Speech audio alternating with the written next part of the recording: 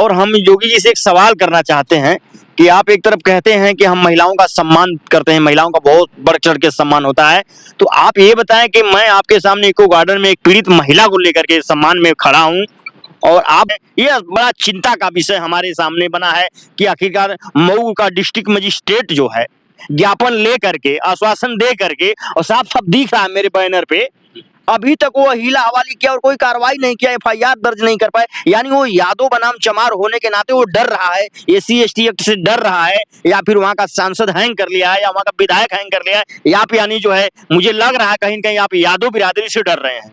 चलिए, जांच के नाम पे हीला हवाली कर रहे हैं, और हीला हवाली यहाँ तक किए कि वहां पर जो है मामला ये हो चुका है, यादव बनाम चमार हो गया, यानी SC बनाम बैकवर्ड। और वहां का जो थाना है दोहरी घाट, और जो CO घोसी हैं, उनको पूरा हैंग कर रखे हैं। हैंग क्यों कर रखे हैं कि वहां का जो विधायक है सपा का है, और यादव भी सपा का है, कोटेदार, और साथ ही साथ वहां का जो विधायक भी सपा का है, विधायक सपा का, और कोटेदार यादव। हाँ, इसके बाद इंस्पेक्टर साहब, अब इंस्पेक्टर साहब जो होंगे वो तो होगा करेंगे। और इसके बाद यहाँ तक कि मैंने खुद सुना कि वहां के जो राजीव राज सांसद भी सपा के हैं, तो इसलिए वहां पर जो है CO घोसी को हैंग कर रखे हैं, और थाना दोहरी घाट को भी ये सब मिल करके हैंग कर रखे हैं कि किसी भी प्रकार की कार्रवाई नहीं होना चाहिए। दोस्तों नमस्कार, मैं हूं पवन शर्मा, देख रहे हैं हमारे साथ नेशनल आवाज। फिर मैं आज आपके सामने एक नई खबर, नई घटना के साथ लेकर के आया हूं, और ये क्रिमिनल घटना है। इधर जो पोस्टर लगा हुआ है, यहाँ पर 2 शख्स धरने पर बैठे हुए हैं। ये कौन है इसके बारे में हम आपको बताएंगे ही, लेकिन थोड़ा हम इनसे जो पहले बातचीत किया उस चीज को आपको हम अवगत करके बता देना चाहता। ये कोटेदार के आतंक से परेशान है। अब कोटेदार का आतंक कैसे इनके ऊपर हो रहा है वो खुद ये बताएंगे, लेकिन थोड़ा एक बात और जोड़ करके बताता हूँ कि जो महिला बैठी हैं, ये राशन लेने के लिए जाती हैं। जब इनको राशन काफी देर तक नहीं मिलता है किसी कारणवश, तो इन्होंने कहा कि मेरा राशन मिलना चाहिए। शायद इनको कुछ कम मिला तो उसने कहा तुम नेतागिरी करती, तो इन्होंने कहा राशन लेना तो मेरा हक है। इसी में इनके साथ मारपीट होती, इन्होंने बताया। इनके साथ जात सूचक गालियां दी गई, अभद्रता की गई। उनके सहयोग में भाई साहब भी आए हुए हैं, और ये मऊ के हैं, दोहरी घाट थाना लगता है, घोसी CO सर्किल रखता है। और ये घटना अक्टूबर की है, लगभग 13 अक्टूबर के करीब। किस दिन की घटना है? 13 अक्टूबर की घटना है। ये वहां पर लगातार जो है प्रार्थना पत्र देते हैं, लेकिन अभी तक कोई सुनवाई नहीं हुई है। सिर्फ ये कहा जा रहा है कि हाँ हम कुछ कर रहे हैं। लेकिन आज आपको बता दूं 5 फरवरी 2026 है और घटना 2025 की है। अभी तक कोई कार्रवाई नहीं हुई। आखिर क्यों नहीं हुआ, ये सोचने का विषय है। अब ये खुद ही बताएंगे अभी तक इनके साथ अधिकारियों की क्या बातचीत। मैंने भी अभी दोहरी घाट के SHO को फोन करके कहा है कि इस मामले में क्या हुआ। अभी तक कोई संतोषजनक उत्तर नहीं मिला, क्योंकि ये जिसने फोन रिसीव किया उसके द्वारा ये कहा गया कि साहब अभी मीटिंग में बिजी हैं, सर आप अपनी बात को रिकॉर्ड करवा दीजिए। सोचने वाली बात है कि हमें अपनी बात को रिकॉर्ड करवाना है, साहब किस चीज में बिजी है। अब सोचने का विषय है कि SHO साहब बिजी हैं किस मीटिंग में, तो वही बताएंगे जब उनसे डायरेक्ट बातचीत होगी। फिलहाल इनके साथ क्या हुआ इनसे जानेंगे कि क्या हुआ, आप धरने पे क्यों आ गए, कोप भवन में क्यों आ गए। उत्तर प्रदेश सरकार का कोप भवन है ये। सबसे पहले अपना नाम बताइए।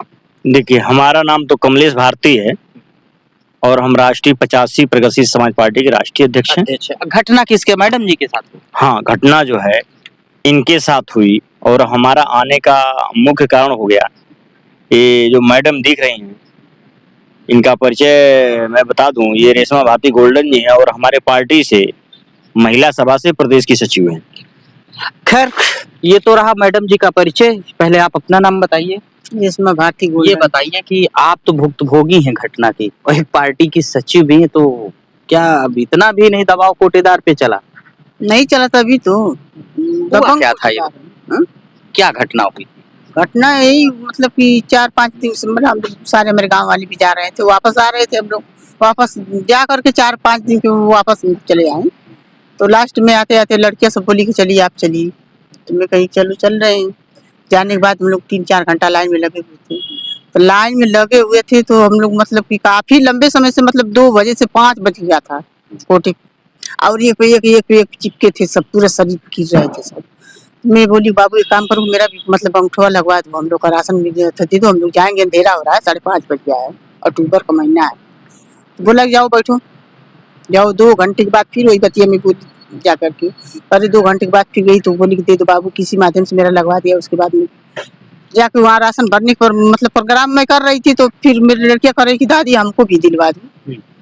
मैं यही बोली हूँ बाबू एक काम करो, उन लोगों को भी दे दो, हम लोग के सब मतलब सारे लोग घर के, हम लोग 2-4 लोग हैं, चले जाएंगे हम लोग। इसी बात को लेकर के राम विलास का भाई, कोठेदार का नाम है राम विलास यादव। रामविलास यादव। हाँ, राम विलास यादव, मानिकपुर घर है उसका। हमारा सियरई बरजला पड़ता है, ग्राम सभा मतलब सियरई बरजला, मानिकपुर कोटा हमारा। अच्छा, मानिकपुर आपका कोटा है, हाँ। सियरही बरजला आपका जो है गांव है, हमारा यानी आप दूर लेने जाते हैं। दूर लेने जाते हैं बहुत कितना डिस्टेंस होगा? अरे तो वो लगभग गाड़ी लगभग आपको लग रहा है कि अरे यहाँ से जान जाइए 5 किलोमीटर। 5 किलोमीटर। हाँ, अब देखने वाली बात है कि कोटा 5 किलोमीटर दूर है इनका गांव, हाँ, 5 और महिला है, इसी बात को लेकर शायद कहा होगा जी। डिस्टेंस। हाँ जी, तो यही बात को लेकर के मैं बोली कि लंबा मतलब कि रास्ता है, 5:30 बज गया, भर दो। तो इसी बात को लेकर के राम विलास का कोटेदार का भाई आया, राम प्रताप यादव, जो कि कोटे पे मतलब कि तो मतलब सारे लोग रहते हैं कोटे पे, उनका घर है। तो बोला कि तो तुम्हारा मिल गया। तो मैं यही बोली कि हाँ मेरा तो मिल गया, अभी मैं भरने जा रही हूँ, मेरे बच्चियाँ जो आई हैं उनका भी दे दीजिए, वो भी मेरे संग में चली जाएंगी सब। तो इसी बात को लेकर के गाली पक्का, माँ का गाली दिया, चमैया समैया बोला, बाल पकड़ के मारने को रहा कि राजनीति करने आई हो, तेरी मैया तो दोनों नेतागिरी करने आई हो, यहाँ पे चमरौटी बना रखी हो, इसी तरह मतलब कि शब्द बोल करके वो मतलब कि हमको पानी दिया पूरे गांव वाले ग्राम सभा के सामने। हमारे गांव वाले कम से कम लगभग 50-60-70 लोग थे वहीं पे मौके पे। इसके बाद मतलब मैं 5 मिनट तक 10 मिनट तक मैं एकदम अवाक हो गई कि गाली क्यों दे रहा है भाई, राशन हमको नहीं देगा चलेगा, लेकिन गाली काहे दिया वो। इसी बात को लेकर के लड़ाई झगड़ा हुआ। और उसके बाद झगड़ा होने के बाद में जब मैं मतलब उसके घर वाले इधर उधर हमको भगा रहे थे, धक्का मार के बोले कि भाग जाओ हमारे दरवाजे से, दोबारा राशन लेने मत आना, तुम्हारा नाम यहाँ से डिलीट करवा देंगे हम, ठीक। तो मैं कहा चलो नाम करवा देना, वो तो बात की बात है, लेकिन गाली क्या तो क्यों दिया कि मतलब गाली देने को वजह बताओ तू। इसी बात को जब तो मैं 112 नंबर को फोन की, तो बोले सब कि मैं आ रहा हूँ मैडम। आते आते आधा घंटा 1 घंटा लग गया, अंधेरा हो रहा था। मैं अपने गाँव चली आई थी, वहाँ से अपने गाँव जब चली आई थी तो आई हमारे गाँव आए 112 नंबर वाले। तो पूछे मतलब क्या क्या हुआ है, तो हमारी बच्चियां भी थी, वो पे सब बताई है कि गाली दिया मतलब बिना वजह का, बिना मारा पीटा भी था क्या? हमारा पीटा था ना। किसने मारा पीटा? लाठी लेके आके चला दिया तुरंत। नाम बताओ। ओ राम प्रताप यादव, और? राम प्रताप यादव उसका नाम है, कोटेदार। और उसके बाद तो वही मेरा बाल पकड़ के खींचा, मतलब राम प्रताप यादव ने अकेले? अकेले ही। और उसके साथ कोई नहीं था? काफी हल्ला हुआ जब, तो उसका भाई आया छोटा निकेश यादव, उसका भाई आया छोटा निकेश यादव, मतलब वहीं पर मतलब पकड़ के। आपको पहले जिसने मारा, फिर उसके बाद कौन आया मारने? निकेश यादव। निकेश पहले राम प्रताप यादव या फिर निकेश यादव आया। फिर तो आए सब मतलब कि धक्का धुक्की मार के हमको धक्का मार। फिर उसके बाद कोई आया? हाँ आए ना, पूरे गांव वाले थे, तो पूरा बच बचाव के मतलब ये दोनों भाई मिलके मारे। अब मतलब बच बचाव करके मेरे गांव वाली भी थी, मतलब छोड़ा उड़ा के धक्का धुक्की मार के इधर बचाए, मतलब कि हमको इधर करे, वो उन लोगों को पकड़ के लेगा, मतलब लाठी लेके पूरा भाज रहा था। लग रहा था कि मैं चोरी करने गई थी उसके घर पे, भाज रहा था। उसके बाद में तो जब 112 नंबर वाले पर कॉल की, तो मैं वो लोग आए, बहुत बाद में आए लोग, तो आए तो मतलब पूछे तासे, तो मैं वहीं पर गई, काम करे साहब हम भी आपके साथ चलेंगे कोटा पर, हमारे गांव की सारी बच्चियां भी वो भी जाएंगी, जाके वहाँ मतलब क्या मतलब सच्चाई है वो सब बताएंगी। तो 112 नंबर वाले बोले कि नहीं आप लोग नहीं मत जाइएगा, आप लोग जाएंगे तो लड़ाई होगा। तो मैं वहीं पर बोली कि भाई बताइए, जब आमने सामने 2 लोग रहे तब पता चलेगा कि कौन गलत है कौन सही है। अब मैं अपने घर आई हूँ, अपने घर है, तो कैसे सच्चाई साबित होगी भाई। फिर क्या हुआ आगे? तो आज वही बोला कि चले गए, नहीं हम जा रहे हैं ना, पता लगा कि हम आएंगे, बस चले गए वही, जैसे उसके बाद नहीं आए। फिर आपने क्या किया? तो फिर मैं गई थाने पे अपनी केस है। हाँ। किस दिन की घटना? उसी दिन 13 तारीख को जब आए 112 नंबर वाले। 13 तारीख की घटना, 13 तारीख को ही थाने गई? नहीं, तो मैं 10:76 पे फोन की, फोन किया लखनऊ। हाँ, इसलिए मैं फोन की कि मतलब बताई अपनी मतलब 112 भी किया, 10:76 क्या, 13 तारीख की घटना। थाने कब गई? थाने गई मैं 14 तारीख को। थाने पे क्या हुआ? थाने पे मेरे प्रधान भी गए थे, उनका नाम लेना भी पड़ रहा है, जो कि मेरे प्रधान इस पे डर रहे हैं। प्रधान भी गए थे हमारे गांव के। उनकी सुनी कि नहीं सुनी थाने में? नहीं, उनकी भी नहीं सुने ना, उनकी भी नहीं। प्रधान का नाम लेने में क्या दिक्कत? प्रधानों की नहीं सुन रही है?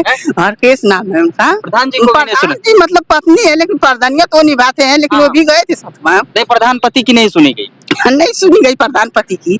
और हमारे साथ गए मतलब कि वो यानी भी इतनी दबंग गई हो। हाँ प्रार्थना पत्र वो भी लिखवा उखवा के दिए, साथ साथ में बोले चलो हम चल रहे हैं। गए मतलब 2-4 हमारे गांव की महिलाएं भी थी, 2-4 लड़के भी। एसएचओ साहब ने क्या कहा? हाँ तो तुरंत पढ़ लिए, पढ़ के वो प्रार्थना पत्र हमारा वापस कर दिए, कहे यहाँ नहीं आपका सुनवाइए, फिर जाइए बीडीओ साहब के जाइए। फिर आप वीडियो के पास चले तो बीडीओ के पास गई, वही बगलिए में मेरा ब्लॉक पड़ता है, थाना दोहरी घाट है ना। वीडियो के पास गई कि तो नहीं? बीडीओ के पास गई मैं, तो बीडीओ साहब भी मेरा मतलब लेटर वाले लेकर के पढ़ के और तुरंत वापस कर दी। तो वो क्या बोले? वो बोले कि चाहिए सीओ साहब की फिर है। आप सीओ साहब के पास सीओ साहब की में गई। घोसी गए आप? हमारा मामला देखिए बहुत डेंजर है मतलब। ना फिर घोसी में सीओ साहब के पास गए? तो सीओ साहब के पास गई, हाँ। तो सीओ साहब कहे कि नहीं आप ये काम करिए कि तो जाइए एसडीएम साहब। एसडीएम साहब को? वाह।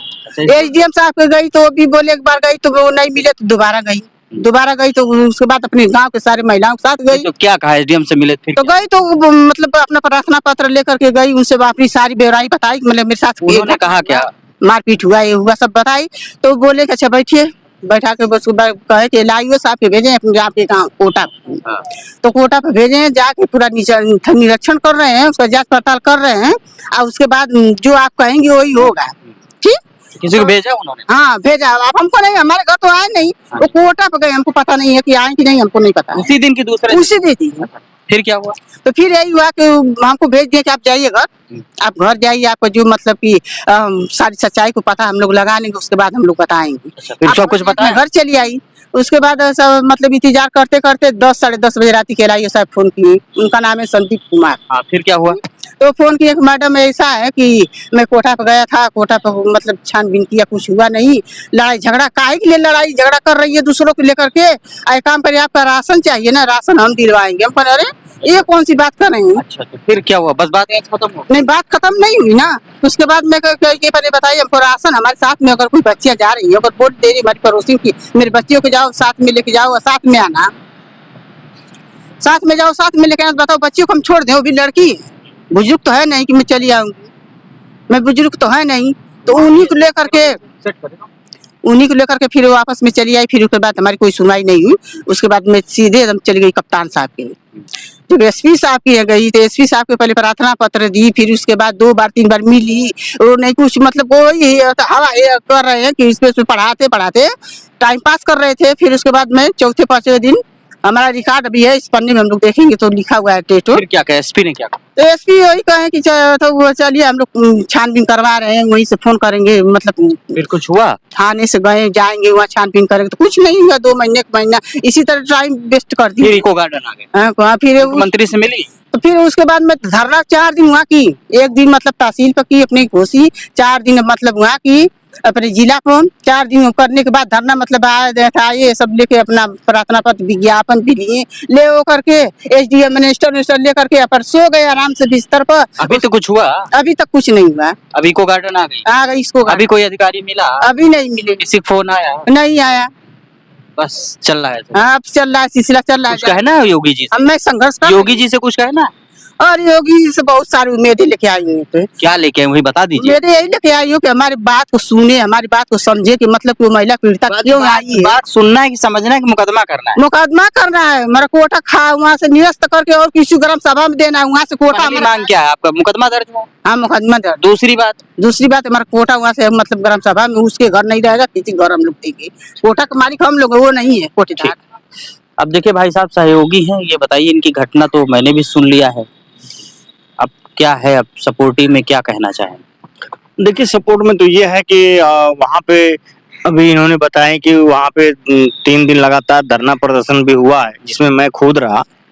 तो मुझे डीएम साहब से भी मुलाकात हुई, एसपी साहब से भी मुलाकात हुई, और इसके साथ ही साथ मेरे बैनर तले जब देखेंगे तो उसमें लिखा ज्ञापन मिला। ज्ञापन जो एडीएम साहब मऊ के सिटी मजिस्ट्रेट हैं, वो आकर के ज्ञापन लिए और आश्वासन दिए कि नहीं ऐसा है कि अध्यक्ष जी मैं वादा करता हूं कि कोटा को निरस्त करवा दूंगा और एफआईआर दर्ज करवा दूंगा, आप निश्चिंत रहें, आपको यहाँ तक आने की आवश्यकता नहीं है, पीड़िता को परेशान नहीं होगी।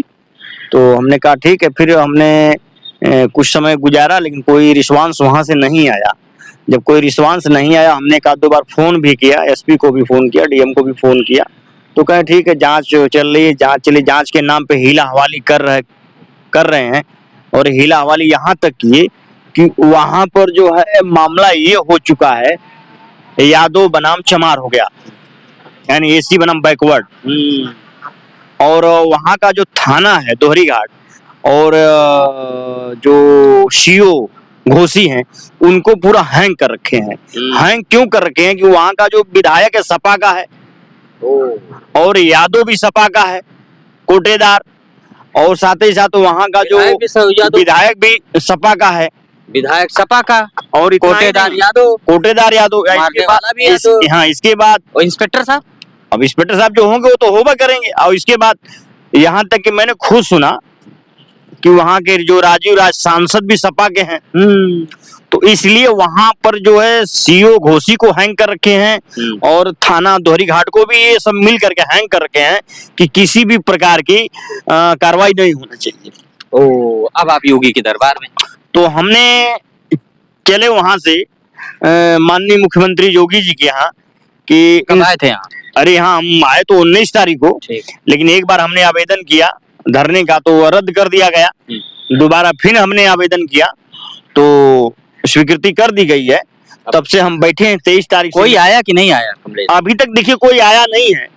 और हम योगी जी से एक सवाल करना चाहते हैं कि आप एक तरफ कहते हैं कि हम महिलाओं का सम्मान करते हैं, महिलाओं का बहुत बढ़ चढ़ के सम्मान होता है, तो आप ये बताएं कि मैं आपके सामने इको गार्डन में एक पीड़ित महिला को लेकर के सम्मान में खड़ा हूं, और आप ये बड़ा चिंता का विषय हमारे सामने बना है कि आखिरकार मऊ का डिस्ट्रिक्ट मजिस्ट्रेट जो है ज्ञापन ले करके, आश्वासन दे करके, और साफ साफ दिख रहा है मेरे बैनर पे, अभी तक वो हीला हवाली किया और कोई कार्रवाई नहीं किया, एफआईआर दर्ज नहीं कर पाए। यानी वो यादव बनाम चमार होने के नाते वो डर रहा है, एसी एसटी एक्ट से डर रहा है, या फिर वहां का सांसद हैंग कर लिया है, या वहां का विधायक हैंग कर लिया है, या फिर यानी जो है मुझे लग रहा है कहीं न कहीं आप यादव बिरादरी से डर रहे हैं।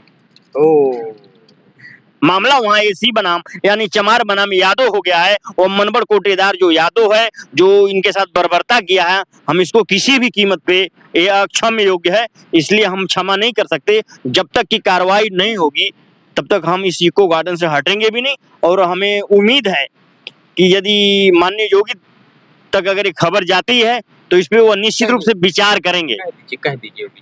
और मैं प्रयास कर रहा हूं कि अगर वो विचार करें तो इस एक पीड़िता अगर सही माने में आई है, अगर आपको बैनर तले दिख रहा है, ज्ञापन मिला है, 13 अक्टूबर 2025 की घटना है, तो इस पे न्याय की जरूरत है, न्याय आप दें।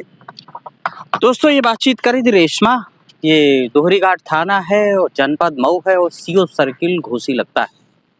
कोटेदार की दबंगई से परेशान है, उसने अपद सूचक बोला, सिर्फ इन्होंने अपने राशन की डिमांड किया क्योंकि इनका शाम हो रही थी और इनका घर कोटे से काफी डिस्टेंस पर था। बस इसी पे बात पे कहा सुनिए कि तू नेताइन बन गई है। बस उनको साहब को गुस्सा आ गया, धत्तेरी लतेरी की शुरू कर दिया उन्होंने। उनको ये भी नहीं पता सामने महिला बैठी है, मातृशक्ति बैठी है, शायद वो ये भूल गए कि वो भी किसी माँ के गर्भ से जन्म लिया है। सवाल है दबंगई गुंडई क्यों? कोटेदार हो तो सौम्यता से रहिए। वैसे भी कोटेदारों के प्रति तमाम शिकायतें आ रही हैं, लेकिन कितनी कार्रवाई हो रही है ये तो सरकार को ही तय करना है। आप क्या सोचते कमेंट करके जरूर बताइएगा। इनकी घटना को शेयर जरूर करिएगा, हो सकेगा आप सपोर्ट में जो कर सकते हैं जरूर करिएगा। तब तक के लिए नमस्कार, जय हिंद।